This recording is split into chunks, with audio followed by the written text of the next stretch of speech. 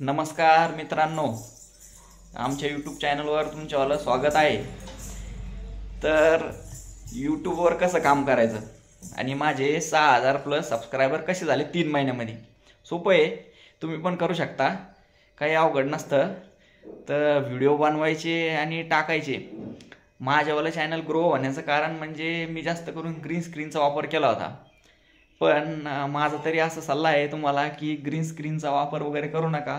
Vlog वगैरे बनवणं खूप म्हणजे सोपं आहे आणि खूप मस्त असतं। टेक चॅनल वगैरे यांना जास्त पेमेंट मिळतं यूट्यूबकडून, जे फायनान्सचे चॅनल वगैरे असतात त्यांना। पण काय असतं का त्याला जास्त प्रमाणात मेहनत लागते।